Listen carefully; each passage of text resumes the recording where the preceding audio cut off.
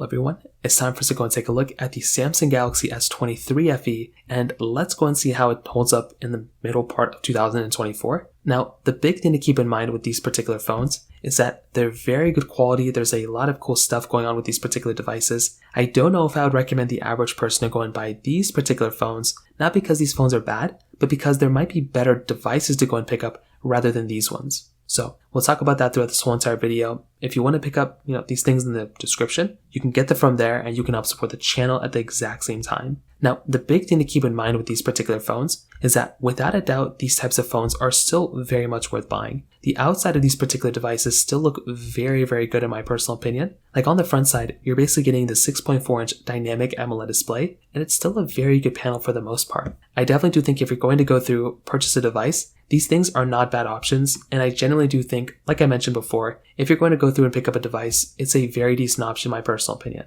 The big thing to keep in mind is 120Hz display, looks very beautiful, looks very good. Very few things to complain about here from a device panel perspective. USB Type-C port on the bottom, curved side a little bit, which is nice. On the back, full-on glass back, so there's no glass back thing you have to worry about on these particular phones. It's a full-on glass back, which I'm very much looking forward to. On top of that, with this type of phone, you're still getting a lot of good other stuff going on with this particular phone too. Wireless and reverse wireless charging. You're still getting very good build quality, and again, there's not really that much to complain about here from the exterior, if I'm being honest. Now, another big thing you're going to have to keep in mind with this particular phone is that for the most part, the software of this device is going to be matching in line, not necessarily with something like the Galaxy S23, but mostly with something like the Samsung Galaxy S22. So this in and of itself can be kind of a downside or a downgrade depending on which way you're actually trying to go. So for some people, you might look at something like the Samsung Galaxy S23 FE and you might be like, the software is going to be lasting for a very long period of time, so it's worth buying. But I don't know if this one would necessarily be the one I'd recommend buying. I think there's a lot of reasons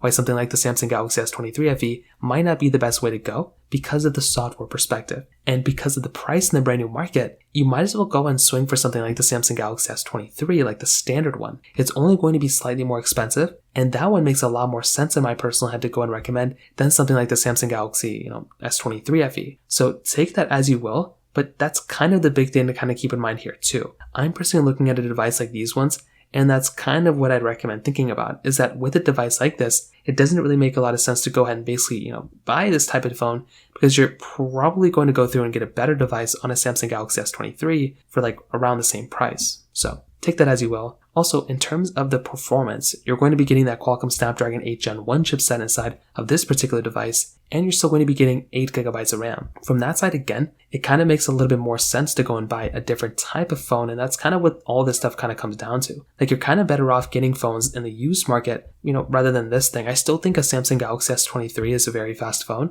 but you're matching the same performance as something like the Samsung Galaxy, the 2 years ago. So what's the point of even buying that particular device when you can go and buy this one and basically get a better device in almost every single way? So what I'd probably say is that for the most part, if I'm going to go through and recommend a device to people, it's pretty much going to be something like a Samsung Galaxy S23. The standard S23 I think is going to be a better phone than this thing, and in every single way, that's kind of how I'd recommend it. So again, take it as you will. I love this phone. I think it's great, but you're better off, purchasing the S23, the standard one, rather than this one. If you have any other thoughts or questions, let me know in the comment section below. Hit the like button, that'll mean so much, but definitely hit that subscribe button. More importantly than everything else, I love every single one of you guys. Hopefully I'll catch you guys in the next video. Peace out till then.